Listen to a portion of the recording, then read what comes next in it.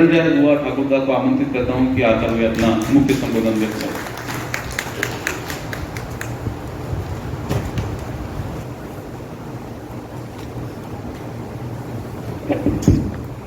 धन्यवाद अनिल जी, आपने इतना तारीफ किया ना, लोगों का नजर पड़ जाएगा। इतना तारीफ करना ठीक नहीं है।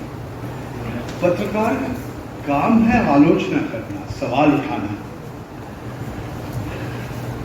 फिर भी संत गाडगे बाबा अमरावती विश्वविद्यालय का कुलगुरु वाइस चांसलर डॉक्टर दिलीप मानखेड़े, इनके जो विलास नांदुलकर, डॉक्टर विलास नांदुलकर, यहाँ जनसंपर्क अधिकारी, और हमारे पत्रकार मित्र बंधु, मैं अत्यंत गर्वित बोध करता हूँ कि पहला बार, मेरा उम्र अभी 66 हो गया, अमरावती आने का इन्होंने हमें मौका दिया, तो इसीलिए मैं आभारी हूँ। और मेरा बात शुरू करने के पहले मैं आप सबसे एक बार माफ़ी मांग लेता हूँ। मेरा हिंदी कमज़ोर है, मेरा तीसरी भाषा है, मेरा मातृभाषा बांग्ला है और मेरा सबसे कमज़ोर तीसरी भाषा है हिंदी, और मैं अंग्रेज़ी में भी काम किया। तो अगर मेरा उच्चारण, मेरा व्याकरण इधर उधर चला जाता है, पहले से मैं माफ़ी मांग लेता हूँ। मेरा जब जन्म हुई थी 1955 साल में, मेरा उम्र जब कम थे, चलचित्र में हम देखते थे हमारा पत्रकार मित्र झोला लेके गांव गांव में घूमते थे, गरीब लोगों की कहानी बताते हैं लोगों के पास। जो खामोश थे उनके बात उन्होंने सबके सामने लाते थे। ये पत्रकार समाज का सेवा करते थे। जो भ्रष्ट व्यक्ति, जो अपना क्षमता का दुरुपयोग करते थे, वो ऐसे पत्रकार से डरते थे। हाँ ठीक है, कुछ ऐसे पत्रकार थे ज्यादा आदर्शवादी थे, फिर भी अपना काम था। जो भी सत्य में है, जिसके पास क्षमता है, उनको सवाल उठाइए। उनका काम नहीं था जो विज्ञापन एजेंसी का काम है या जो जनसंपर्क अधिकारी का काम है, उनका काम और कुछ था। एक लोकतंत्र में बोलते रहते हैं कि ये चौथा खंड है, फोर्थ पिलर ऑफ डेमोक्रेसी, क्योंकि आपका काम है सवाल उठाना, जो भी सत्य में है। यह समाज में पारदर्शिता लाना आपका काम है कि जो अपने क्षमता को दुरुपयोग करते हैं, जो लोगों को शोषण करते हैं, जो एक दूसरे के खिलाफ नफरत फैलाते हैं, आप इन लोग के खिलाफ हैं। आप लगातार सच क्या है, सत्य क्या है, वस्तुनिष्ठता क्या है, ऑब्जेक्टिविटी, ये रास्ता में चलिए। आज हम देख रहे हैं कि विश्व में और भारतवर्ष में पत्रकार का छवि एकदम बदल गया। वो पत्रकार नहीं है जो एयर कंडीशन कमरे में बैठ के सूट टाई पहन के चिल्लाते रहते हैं। नेशन वांट्स टू नो बोलते हैं। बाबा, आप मुंबई में बैठ के, आपको मालूम है 140 करोड़ आबादी का नेशन क्या मांगते हैं, आप जानते हैं, फिर भी बोलते हैं नेशन वांट्स टू नो। ये व्यक्ति का नाम आप जानते हैं सब। कुछ दिन उसको जेल में जाना पड़ा है। अत्यंत दुख के साथ मैं कहना चाहता हूं, आज वो पत्रकार नहीं है जो पत्रकार का काम था, जो अपराध कर इनका पर्दाफाश कीजिए वो खुद अपराधी बन गए, वो खुद भ्रष्ट हो गए। अनिल जी ने पेड न्यूज बिका हुआ खबर की बात किया। सिर्फ पेड न्यूज नहीं, आप देख रहे हैं आज बहुत सारे पत्रकार पत्रकारिता भूल के दलाली कर रहे हैं। सिर्फ कोई राजनीतिक दल के साथ नहीं, कभी कभी एक राजनीतिक दल, कभी कभी बड़े कोई पूंजीपति के साथ, कई उद्योगपति के साथ। और अत्यंत दुख की बात है, हम देख रहे हैं आज भारतवर्ष में जो लोक माध्यम है, जो गण माध्यम है, इसके एक बहुत बड़ा हिस्सा जो सत्य में है उनका गुणगान करना ही, यही उनका काम हो गया। और जो विरोधी दल है उसको टिप्पणी करो, पूरा उलट गया, काला सफेद हो गया और सफेद काला हो गया, दिन रात हो गया और रात दिन हो गया। ये कैसे परिवर्तन हुई कि आपका काम है जो सत्य में है उनसे सवाल उठाइए, कठिन सवाल उठाइए, सख्त सवाल उठाइए। मैं ज्यादा नाम नहीं करना चाहता हूं, मगर आप सबका नाम पता चल जाएगा। एक व्यक्ति है, देखिए, वो सब पत्रकार को साक्षात्कार का मौका नहीं देते हैं, मगर दो चार लोगों को चुन के बोलते हैं, हाँ तुम आ जाओ, मैं तुम्हें तुम्हारा सवाल का जवाब दूंगा। मगर उनको पहले ही मालूम है कि क्या सवाल उठाएंगे। आप पहचानते हैं, कनाडा का एक नागरिक है, वो सवाल उठाया, सर आप आम कैसे खाते हैं? आप काट के खाते हैं या चूस के खाते हैं? और सवाल आपको नहीं मिला। ये परिवर्तन कैसे आया? हम 2-4 कदम पीछे हटके मेरा जो कहना है मैं शुरू कर देता हूं। भारतवर्ष के आंदोलन के समय जितने बड़े बड़े राजनेता थे सब पत्रकार थे। शुरू कीजिए मोहनदास करमचंद गांधी के साथ, वहां से शुरू कीजिए। पंडित जवाहरलाल नेहरू, सरदार वल्लभ भाई पटेल, और आगे चले जाइए, अटल बिहारी वाजपेयी, लाल कृष्ण अडवाणी, सारे बड़े बड़े नेता, राजनेता भारतवर्ष के, सारे लोग पत्रकार थे। गांधी जी का पत्रिका ब्रिटिश ने किस तरह से दबाया, इसका कहानी आपको मालूम है। जलियांवाला बाग में जब हत्या हुई थी, हमारे देश के जो पत्रकार लोग ये सबके सामने लाया, ब्रिटिश जो हमारे जो शासक थे इसके ऊपर, इसको किस तरह से दबाव किया।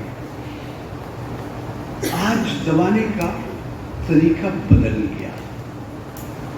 उस समय बंदूक, उस समय कारागार, आज पैसा का खेल, शराब का खेल। घूम के आइए, विदेश घूम के आइए, अच्छे अच्छे रिजोर्ट घूम के आइए और अच्छी अच्छी बात लिखिए हमारे बारे में। इस तरह से पत्रकारिता का स्वरूप, पत्रकारिता का चेहरा बदल गया। कैसे बदल गया, क्यों बदल गया, कब बदल गया, ये लंबा कहानी है और मैं आप लोग के साथ 40-45 मिनट में पूरा कहानी नहीं बता सकता हूं, मगर ये परिवर्तन आहिस्ता आहिस्ता हो रहे थे।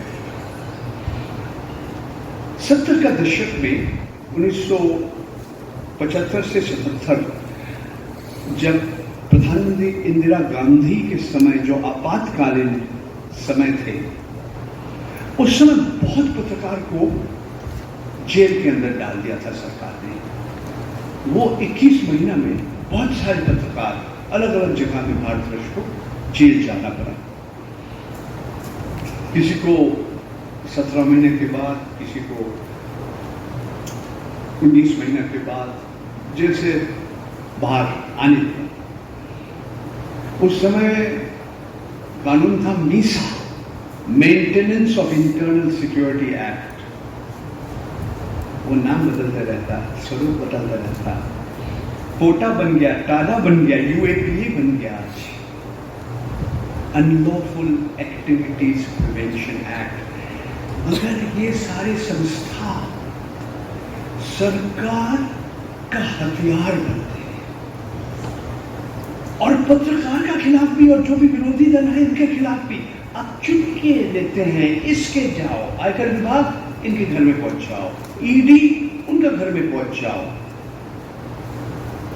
आपके राज्य में कुछ विधायक भारत दर्शन करके आए हैं, मालूम है कुछ दिन पहले, सूरत, गुवाहाटी, गोवा, इसमें कुछ थे। मैं सोचता हूँ वो डर थे कि अगर हमारे पीछे ईडी वालों आ जाता है तो मेरा हालत वही नवाब मलिक का हो जाएगा या अनिल देशमुख जी का हो जाएगा या संजय राउत का हो जाएगा। तो अब बचने के लिए दल बदल गया, कोई बात नहीं, मैं बंगाली हूं, वहां पे भी एक ही कहानी है। आज जो बंगाल में भारतीय जनता पार्टी का जो अध्यक्ष है वो तो कुछ दिन पहले और कई पार्टी में थे। जब पत्रकार ये जो षड्यंत्र हो रहे, खराब काम हो रहे, भ्रष्ट काम हो रहे, इसका पर्दाफाश न करके इन्हीं के साथ मिल जाता है तो हमारे देश में लोकतंत्र कमजोर हो जाता है। आज यही हालत हो गया भारतवर्ष में। आज भारतवर्ष विश्व में ऐसा देश है और कोई देश ऐसा नहीं है। सारे विश्व में 200 के आसपास देश है, सिर्फ भारतवर्ष अकेला है जिसमें इतना विविधता है। इसके बारे में मैं कुछ कहना चाहता हूं। पहला बात है भारतवर्ष में, भारतवर्ष का आबादी, जनसंख्या, लोक संख्या 140 करोड़ के आसपास।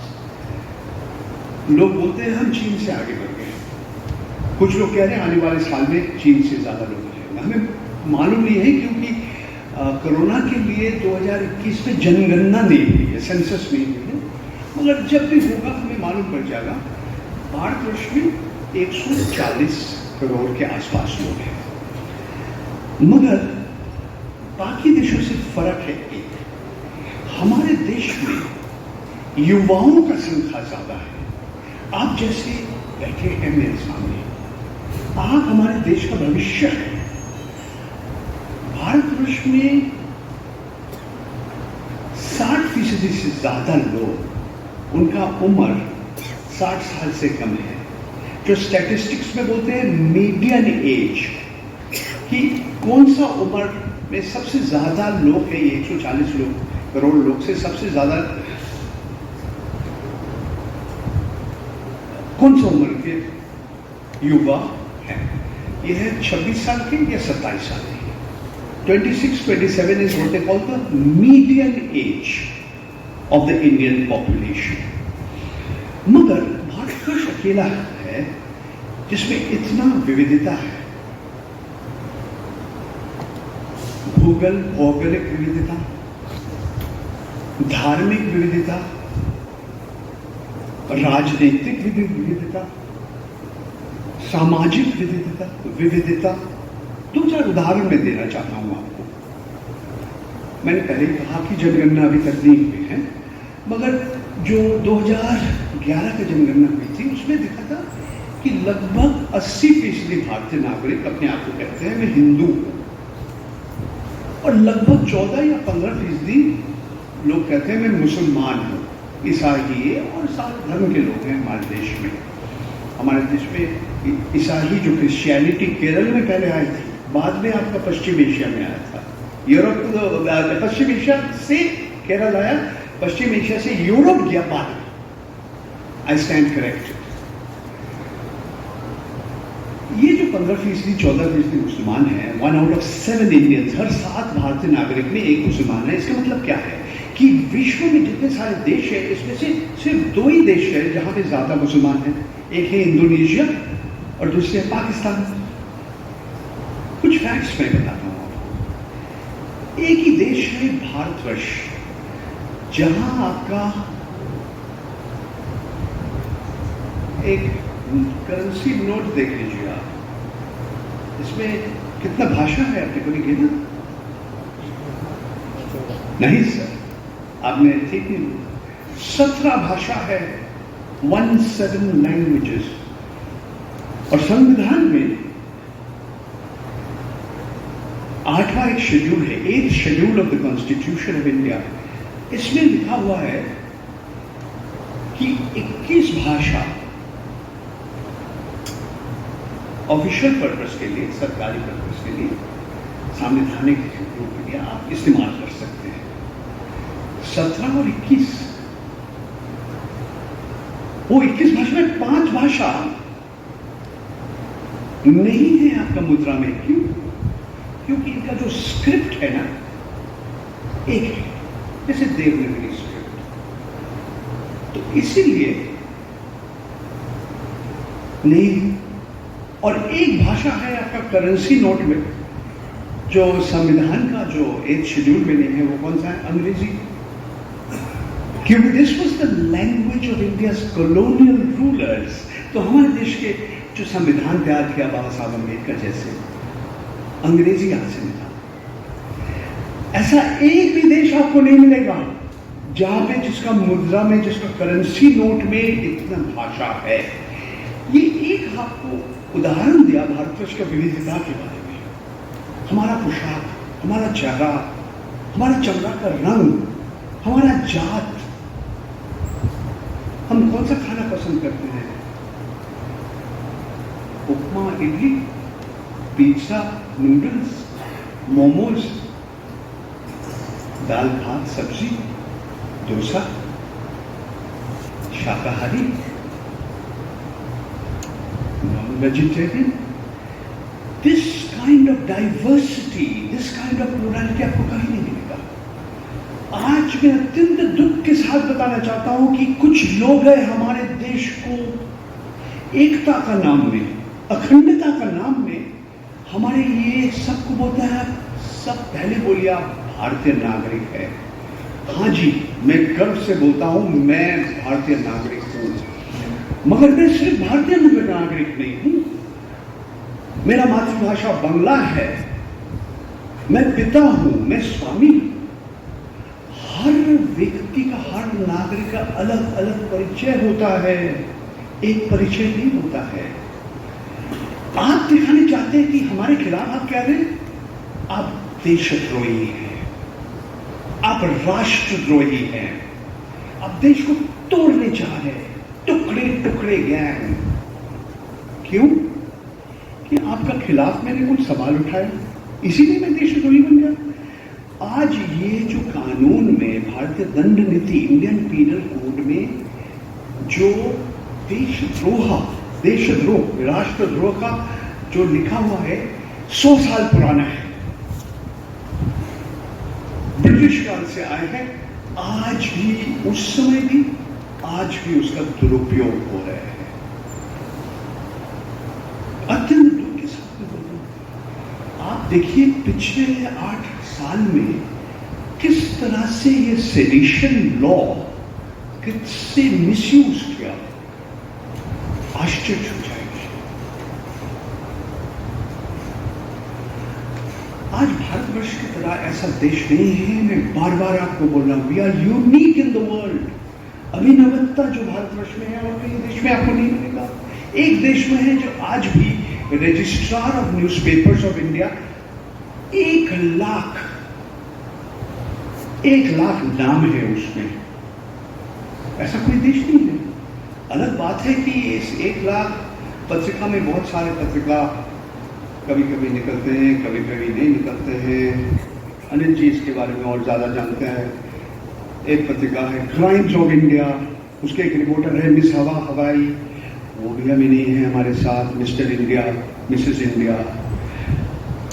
एक समय पत्रिका लोग चलाते थे क्योंकि कागज नहीं मिलता था भारतवर्ष में, कागज का काला बाजारी चलते थे।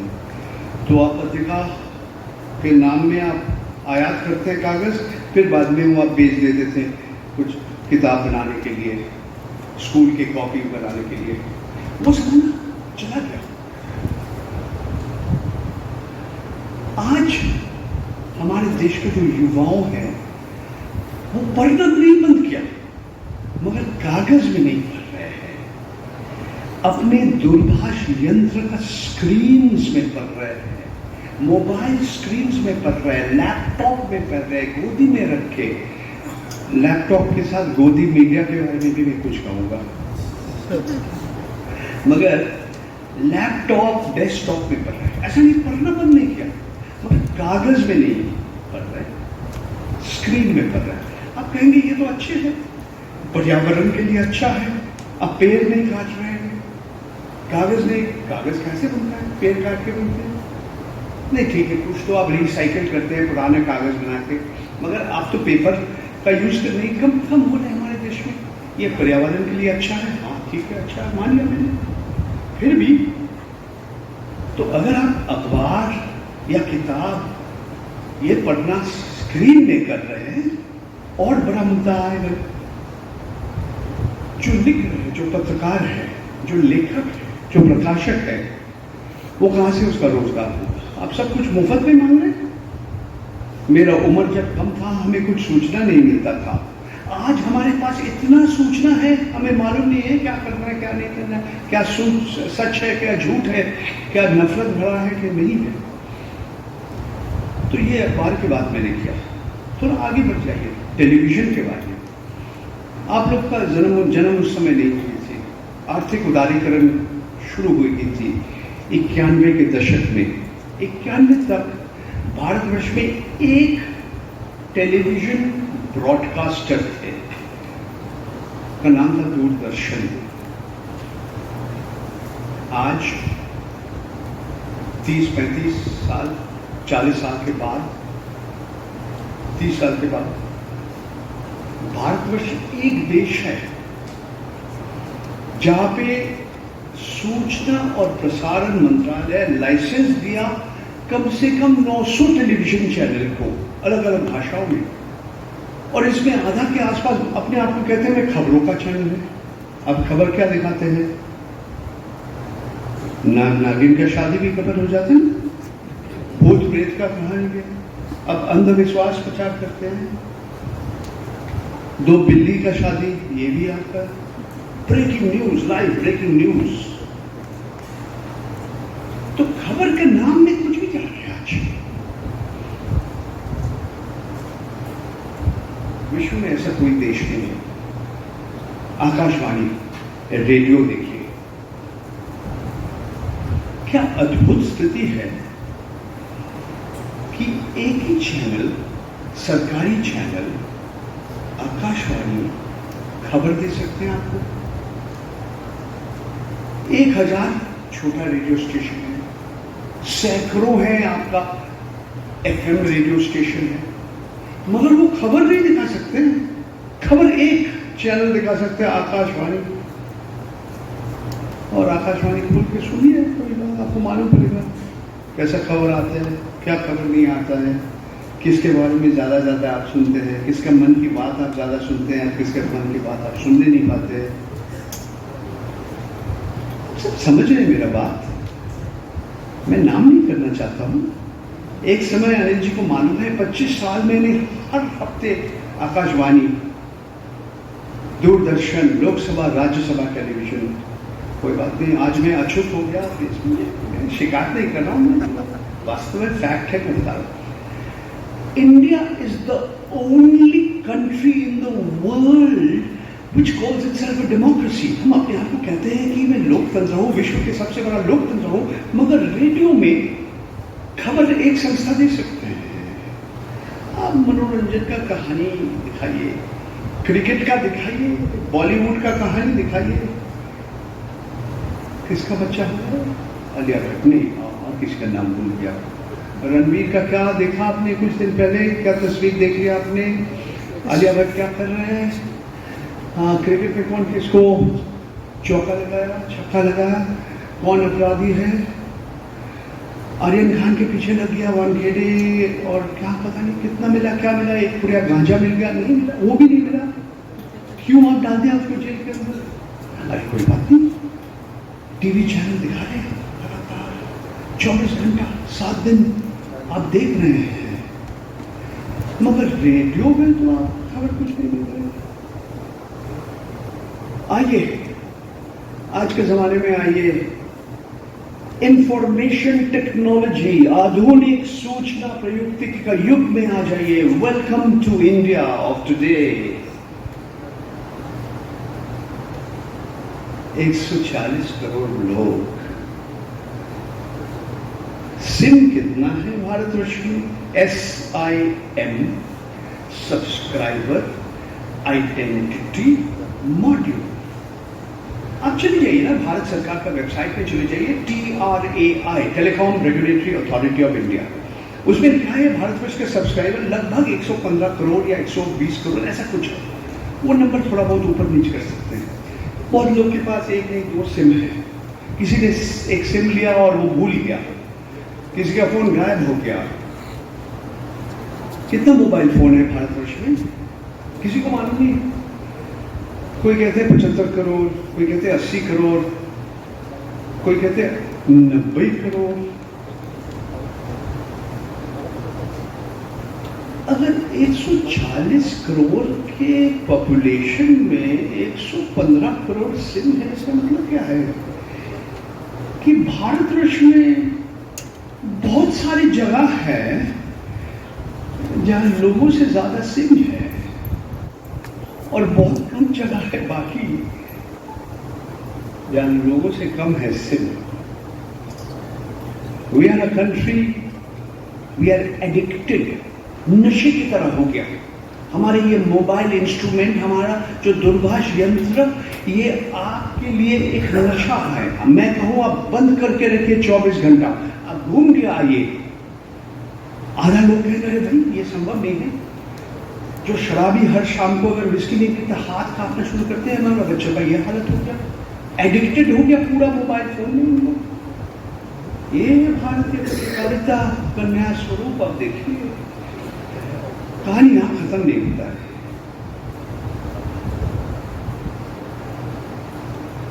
ये 75 या 80 करोड़ टेलीफोन जो है भारतवर्ष में, इसमें लगभग आधा से ज्यादा 50 करोड़ इंटरनेट है इसमें।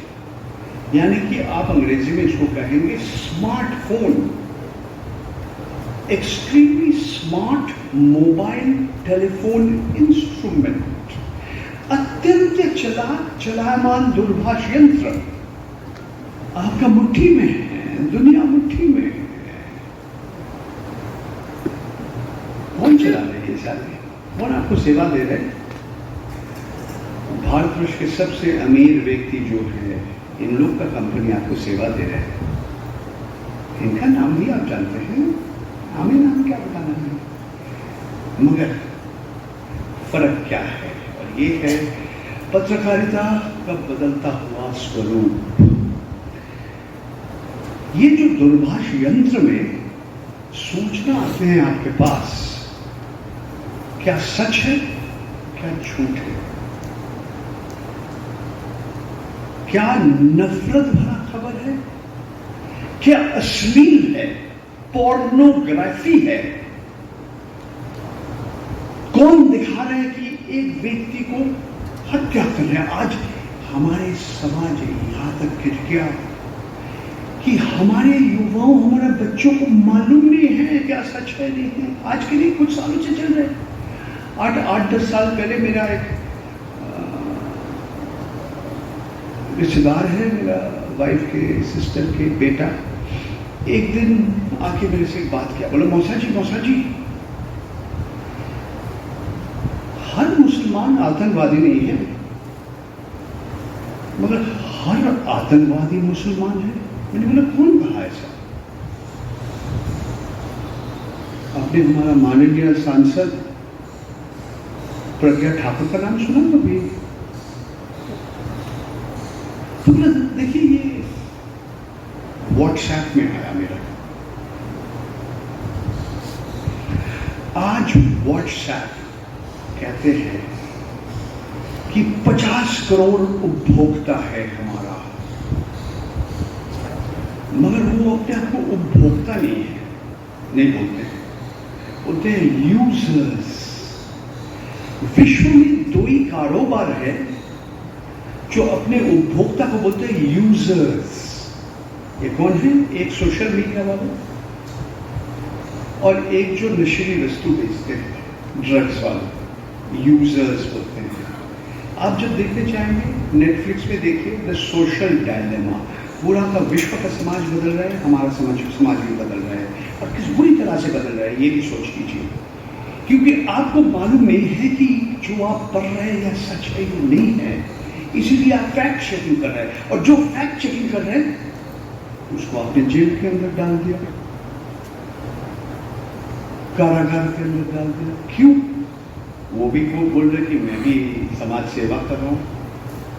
क्या सच है, क्या झूठ है, क्या असत है, मैं दिखाना चाहता हूं।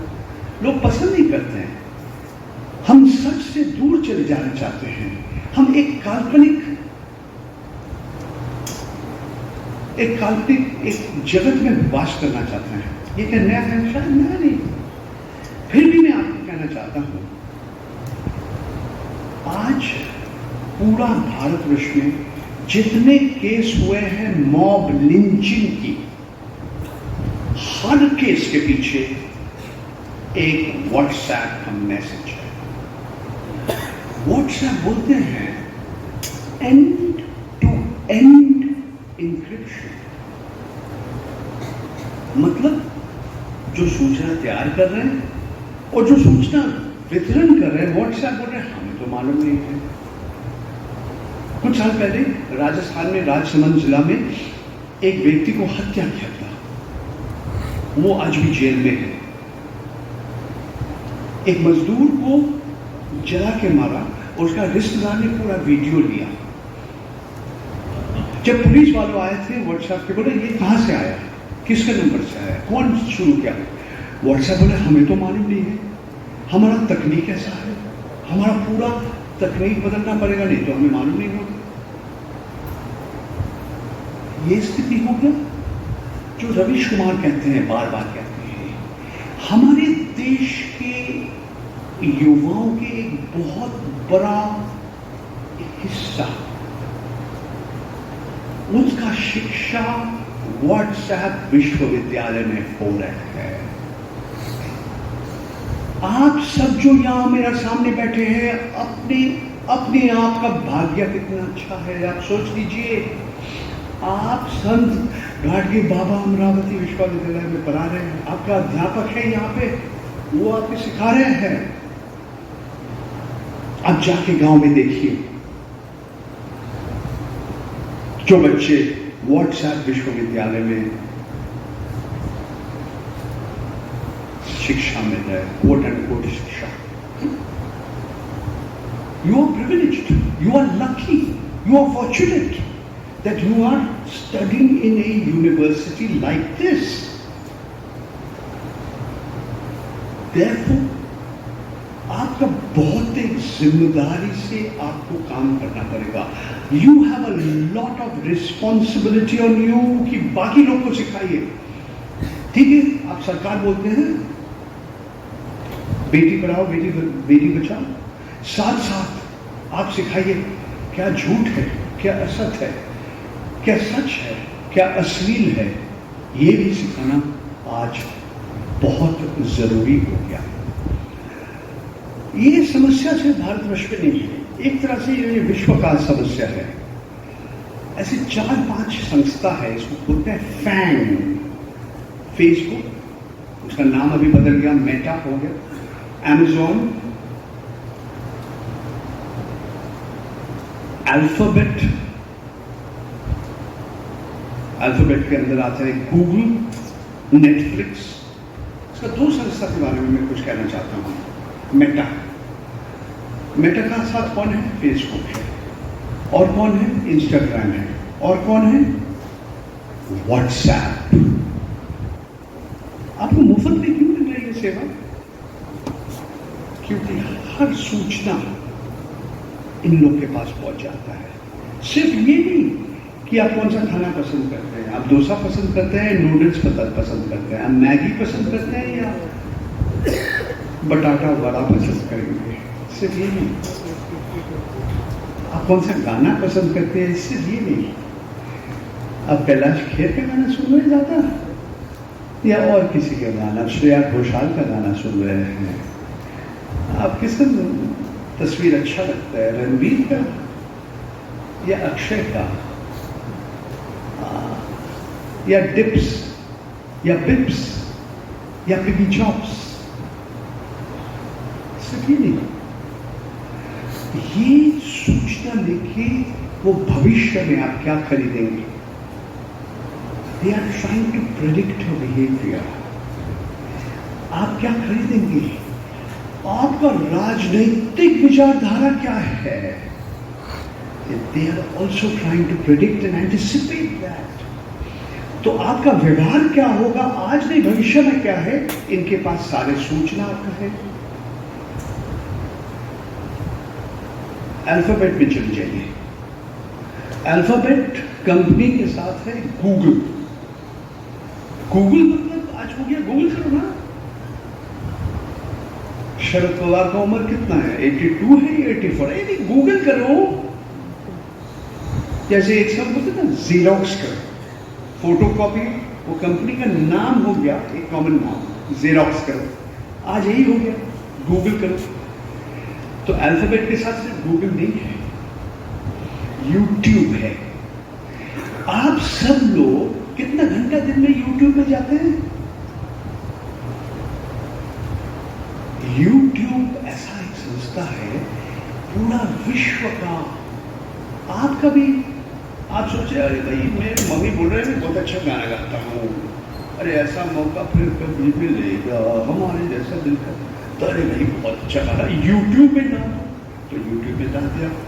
फिर बहुत मुश्किल से 5 लोग देखा, इसमें मेरा मम्मी था, मेरा बेटी था, अरे बाकी लोग देखने नहीं चाह रहे। ये नया नया शब्द इन्होंने बना दिया, फ्रेंड अनफ्रेंड। अरे बाबा फेसबुक पे क्या सचमुच आपका दोस्त है? जिस दिन आपका तबीयत खराब हो जाएगा आपका दोस्त आपका घर आ जाएगा। अगर आपको माँ को अस्पताल लेना जा रहे हैं आपका दोस्त आ जाएगा। ये नाम के वास्ते फ्रेंड है। ये मीडिया का नया स्वरूप देख लीजिए, सोशल मीडिया देखिए। और ये जो एप्पल, उसकी तो अलग कहानी है, मगर अल्फाबेट के बाद में थोड़ा और कुछ कहना चाहता हूं। अल्फाबेट के साथ एक और संस्था है, यह है एंड्रॉयड।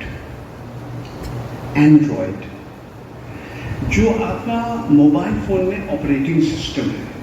पूरा विश्व में 80 से ज़्यादा 85% जो ऑपरेटिंग सिस्टम है आपका टेलीफोन में, ये है एंड्रॉयड ऑपरेटिंग सिस्टम। एप्पल बहुत कम है। मैं क्यों ये दो नाम है। जुकरबर्ग, मार्क जुकरबर्ग जो फेसबुक का जो बॉस है, उसका उम्र कितना होगा, 40-42 साल का, अल्प उम्र होगा। मेरा बेटा की तरह है, अल्प उम्र। उसको एक बार अमेरिका का जो सांसदीय समिति ने बुलाया। जुकरबर्ग तो जीन्स पहनते हैं, उल्टा करके टोपी पहनते हैं। जब सांसदीय समिति उनको बुलाया, वो एकदम सूट टाई पहन के गए थे, काला सूट। जैसे हमारे देश से कुछ बैंकर है, पूंजीपति है, बाहर में 40 डिग्री है मगर वो सूट पहनते हैं, काला सूट पहनते हैं, दिखाने के में कितना शक्ति है, इतना जबरदस्त हम एसी चला देंगे। तो सूट पहन के जुकरबर्ग को एक सवाल उठाया कि मार्क जुकरबर्ग जी, आप हमें बताएंगे कल रात को आप कौन सा होटल में रहे थे, आप कितना पैसा खर्चा किया वो होटल के कमरे के लिए, आपने क्या खाना खाया, कौन सा आपने शराब पिया, ड्रिंक पिया, हमें बताएंगे। आप हमें ये भी बताएंगे पिछले 2 हफ्ता आप कितने लोग के पास आपका मैसेज चला गया व्हाट्सएप में, शुक्र करो, खामोश। उनको एक सूचना चला गया, आप जो मेरे से कर रहे हो तुम अपने आप से करो ना। निजता क्या है, प्राइवेसी क्या है, ये भी खत्म हो गया आज।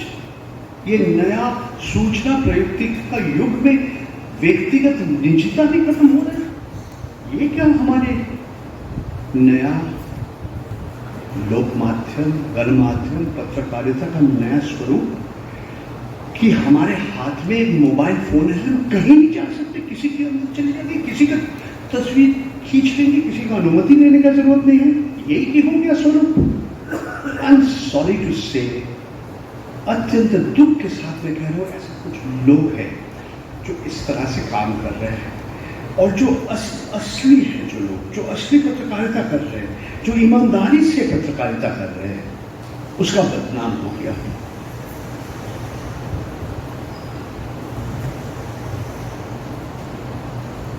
ठीक है, एक नाम कर देता हूं मैं। एक समय मेरा मित्र था, एक समय हम उनको नमस्कार करते थे, हाथ पकड़ के करते थे। एक समय में उसका नाम, वो हमें दादा करके बुलाते थे।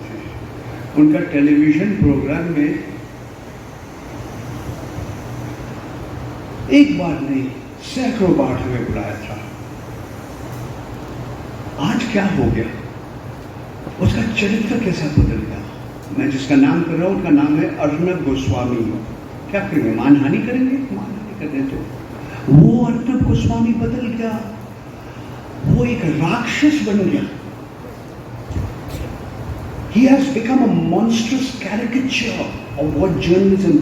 एक व्यक्ति के लिए बाकी सब अच्छे पत्रकार को बदनाम हो कर रहे, क्यों? बहुत सारे पत्रकार, हजारों पत्रकार हैं जो अपनी ईमानदारी से काम करने चाहते हैं। आप सूट बूट पहन के, आप मुंबई में स्टूडियो में बैठ के आप कुछ भी कहते हैं, नेशन वांट्स टू नो। तो सिर्फ अर्नब का नाम क्यों, बहुत सारे ऐसे लोग हैं जो आज स्वाधीन पत्रकारिता का बदनाम किया। और मैं अत्यंत दुख के साथ आज जो मैं 45 साल में ऐसा नहीं देखा। ऐसा नहीं है कि मैं भविष्य पे एकदम अंधकार देख रहा हूं, उम्मीद का किरण भी है, पर उससे पहले हमें समझना पड़ेगा क्यों ये स्तर में हम पहुंच गए हैं। क्या पैसा का लालच, विज्ञापन दाता का पैसा का लालच, जो बड़े बड़े राजनेता है जिसके पास करोड़ों रुपया, 1 करोड़ रुपया उनके लिए मूंगफली का पैसा है, उनके पैसा का लालच। क्यों आप ऐसे काम करते हैं? क्यों आप जो सत्ते में हैं, जो बड़े बड़े अफसर हैं, जो अपराधी हैं, जो अपनी क्षमता का दुरुपयोग कर रहे हैं, उनको साथ आप सवाल उठाते नहीं। उनको जब विरोध कर रहे हैं उनके ऊपर आप सवाल उठाते हैं। अंग्रेजी में एक कहावत है, होल्ड ट्रूथ टू पावर। जो सच है और जो क्षमता है, जो सच है, इनके सामने आप आईना दिखाइए। ये काम आप क्यों बंद करते हैं? आज हमारे देश में आज एक अद्भुत स्थिति है। नियंत्रण करने के लिए इतने सारी संस्था है, मगर कोई किसी को मालूम नहीं है बाएं हाथ क्या करे, डान दाएं हाथ क्या करे। इसमें एक है प्रेस काउंसिल ऑफ इंडिया, सजा देने का क्षमता नहीं है। It is a quasi judicial body set up by an act of parliament. इसके पास सजा देने की कोई क्षमता नहीं है।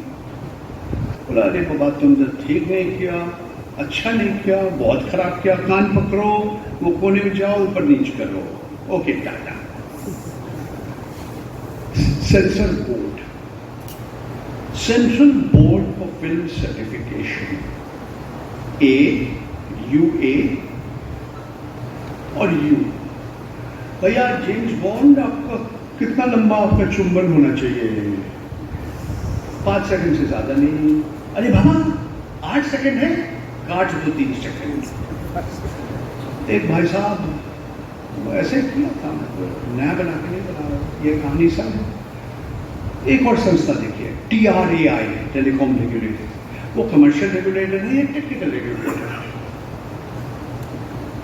अब MEITY, ministry of electronics and information technology, इनके पास भी क्षमता है। URL, universal resource reporter, block कर दो एकदम। सूचना और प्रसारण मंत्रालय जो लाइसेंस देता है, इनके पास भी क्षमता है, सबके पास क्षमता है, मगर कौन क्षमता का इस्तेमाल कर रहा है, किस तरह से इस्तेमाल कर रहा है। आज सारे मीडिया एक हो गए हैं, आपके हाथ में, आपका दूरभाष यंत्र में आपका दैनिक अखबार है, आपका साप्ताहिक है, आपका किताब है, आपका रेडियो है, आपका टेलीविजन है, और भी ज्यादा चीज है।